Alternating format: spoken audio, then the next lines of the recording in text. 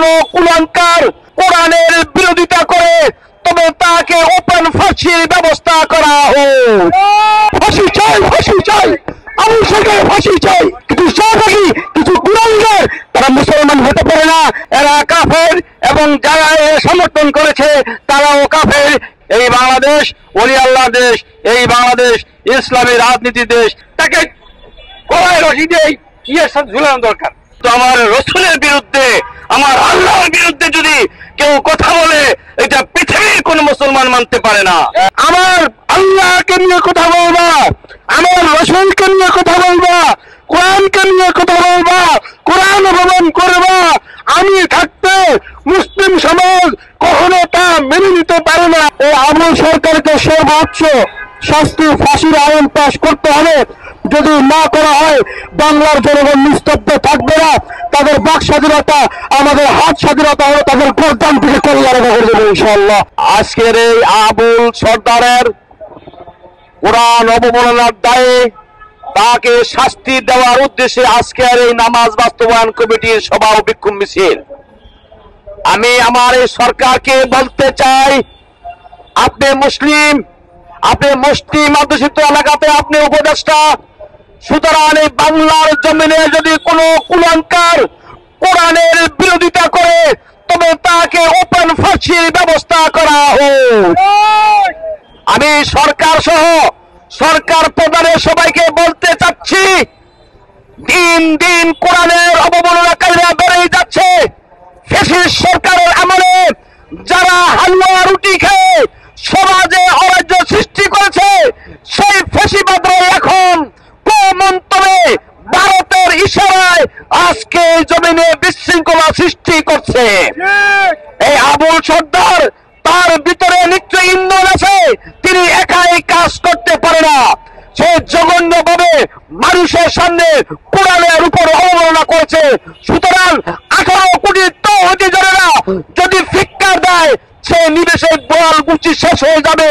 তার আগে আমি সরকারকে বলতে চাই, জনগণ মাঠে নামার আগেই আপনি আবুল সরকারের বিচার করুন। আবুল সরকারকে এই দেশ থেকে বিতাড়িত করুন। নচেৎ এই জমিনের মানুষ তাকায় আছে কখন কি নির্দেশ আছে। ওলামা কেরাম যখন নির্দেশ দিবে তখন দেখেছেন ফ্যাসিবাদের সরকারও থাকতে পারে নাই। যে সরকার 17 বছর ক্ষমতা ছিল, যার প্রভাবে 1200 সমস্ত দেশ নাচানাচি করছে, আজকে সে মাথা নিচু করে ভারতের প্রবাসী অবস্থান করছে। আপনি দেখবেন যদি ইসলামের উপরে আঘাত হানে, বাংলার জমিনের মুসলমানরা কেউ ঘরে বসে থাকবে না ইনশাআল্লাহ। আমরা জান মাল দিয়ে হলো ইসলাম বিদেশে গিয়ে প্রতিহত করবো ইনশাআল্লাহ, প্রতিহত করবই। আল্লাহ আমাদের উপরে এই মুহূর্তে পরীক্ষা করতেছেন। আমরা যদি লা ইলাহা ইল্লাল্লাহ মুহাম্মাদুর রাসূলুল্লাহ সাল্লাল্লাহু আলাইহি ওয়াসাল্লামের ইমানের তাকদীর মানলে থাকে, এই মুহূর্তে একটাই স্লোগান, ফাঁসি চাই, ফাঁসি চাই, আবু সাইদের ফাঁসি চাই, ফাঁসি চাই, ফাঁসি চাই, আবু সাইদের ফাঁসি চাই, ফাঁসি চাই, ফাঁসি চাই, আবু সাইদের মতো সবাই ফাঁসি চাই। বাউল আবুল সরকার সে মূলত ইসলাম ধর্ম নিয়ে ইসলামের লেবাসদারি হয়ে ইসলামকে অবমাননা করে, আল্লাহকে অবমাননা করে, আল্লাহকে কটূক্তি করে, রাসূলকে মানে না, এবং তাদের প্রত্যেকটা বক্তব্যের মধ্যে তা ইসলামকে হেয় করে। আমরা দেখতেছি যখন ফ্যাসিবাদী আওয়ামী লীগ তাদের ধ্বংস হয়ে গেল, তার পরবর্তীতে প্রথমে আন্তর্বাহিনী হয়ে রিক্সা লীগ হয়ে বিভিন্নভাবে তারা প্রত্যাবর্তনের চেষ্টা করেছে। বর্তমানে আমরা দেখতেছি যারা আমুন এই ধরনের ফল তাদের মধ্যে ভর করে বর্তমান ফ্যাসিস্ট হাসিনা সরকার পুনরায় আসার জন্য চেষ্টা করতেছে। আমরা আপনাদের সামনে, পুরো বাংলাদেশের সামনে এই আবেদন রাখবো, যদি আমরা কোন সচেতন না হই তাহলে আমাদের জন্য সামনে বড় বিপদ, বড় বিপদ, বড় বিপদ। আরো বলবো, এই যারা বাউল ফল তারা মূলত ইসলামের কেউ না, তারা মুসলমানদের কেউ না। তারা এত কিছুর পরেও এখন যারা এই ফরহাদ বজহার এবং তাদের মধ্যে যারা এই ধরনের নিকৃষ্ট লোক আল্লাহকে কটূক্তি করার পরও যারা তাদের পক্ষে দাঁড়িয়েছে, তাদের পক্ষে সময় রেখেছে, তারা মুসলমান নামদারি, তারা মুসলমানই না, তারা নাস্তিক। স্পষ্ট বক্তব্য, তারা নাস্তিক। কেউ যখন আল্লাহকে নিয়ে কটূক্তি করবে, তার বিরুদ্ধে যখন তৌহিদ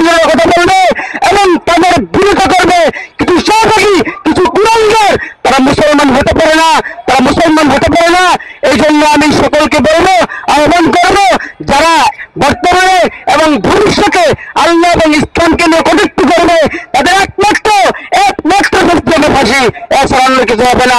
আউল ফাউল বাউল নামে একটি সংগঠন গোপনে গোপনে এতদিন ছিল, এখন প্রকাশ্যে ইসলামের বিরুদ্ধে এসে উপস্থিত হয়েছে এবং কোরআন অবমাননা করেছে।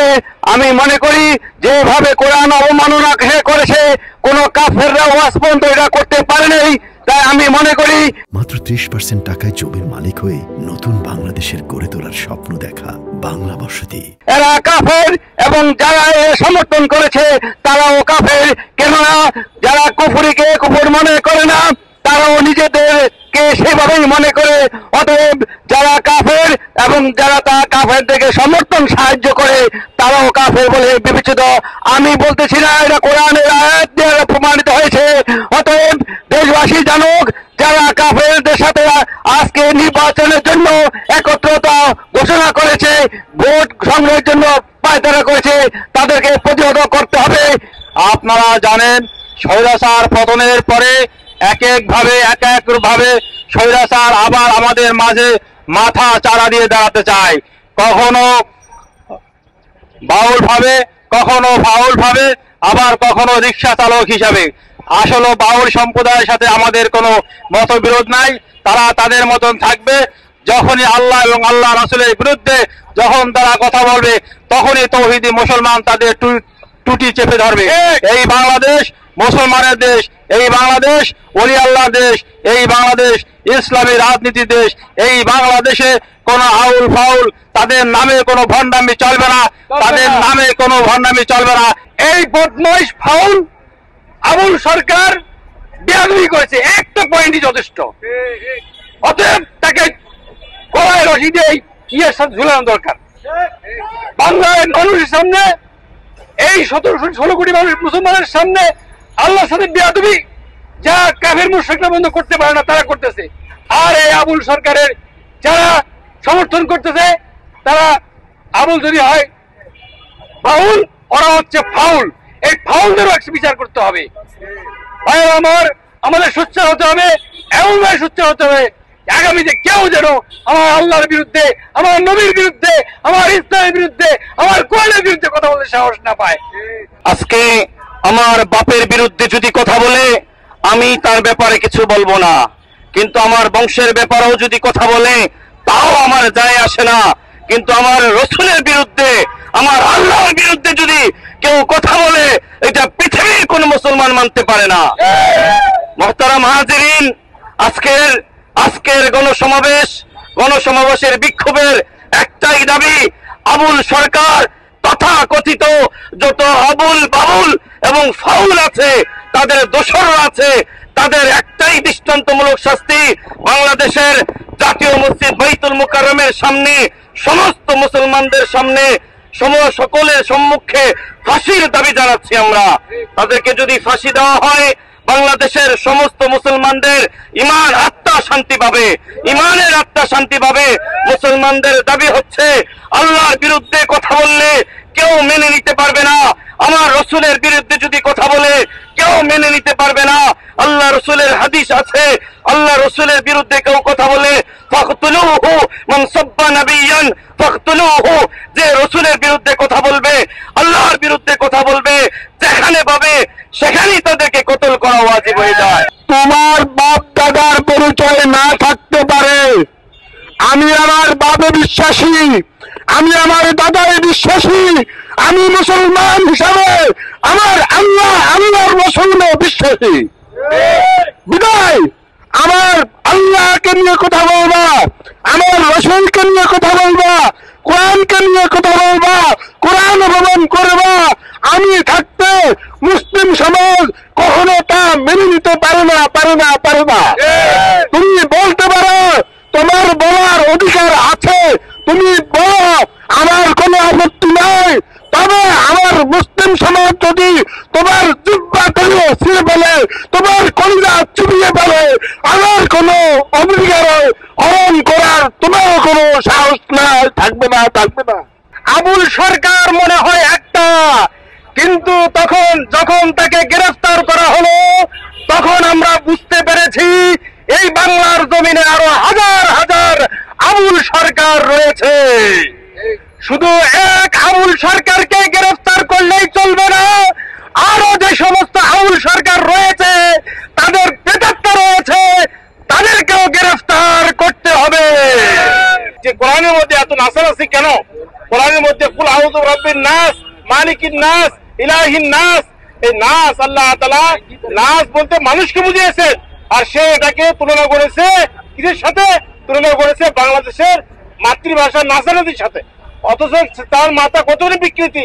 এটা হলো আরবি ভাষা। এই নাস যে মানুষ মানুষ বোঝানো হয়েছে, কিন্তু নাচ দিয়ে সে নাচানাচি করছে। তাহলে আমি একটা রসুলের হাদিস থেকে বলতে চাই, হুজুর সাল্লাল্লাহু আলাইহি ওয়াসাল্লামের হাদিস, রসুল সাল্লাল্লাহু আলাইহি ওয়াসাল্লাম বলেছেন, ইস্তানজিউ আনিল বাউল, এই বাউল থেকে তোমরা বেঁচে থাকো। এই বাউল মানে পেশাব, যে পেশাব, যে আমি যদি বাংলায় আমরা বলি এই পেশাব থেকে বেঁচে থাকো, রসুলের হাদিস। তাহলে বাউল থেকে বোঝা যায় এই বাউল সে পেশাবের অন্তর্ভুক্ত। এই নাপাক পেশাবের সাথে সমতুল্য, যে কোরআন নিয়ে কথা বলে, যে হাদিস নিয়ে অবমাননা করে, আমরা তার ফাঁসি চাই। আল্লাহ কোরআন, হাদিস, রসুল, ইসলামকে আমাদের প্রাণের থেকেও বেশি ভালোবাসার কথা ঠিক না বেঠি? যদি আমরা এগুলোকে প্রাণের চেয়ে বেশি ভালো না বাসতে পারি, তাহলে আমরা মুসলমান হইতে পারি না। কথা ঠিক না বেঠি? আমরা পৃথিবীর ইতিহাসে দেখেছি, যারা ইসলামের বিরোধিতা করেছে, আল্লাহ রসুল কোরআন হাদিসের বিরোধিতা করেছে, তারা এই দেশে ঠাঁই পায় নাই। কথা ঠিক না বেঠি?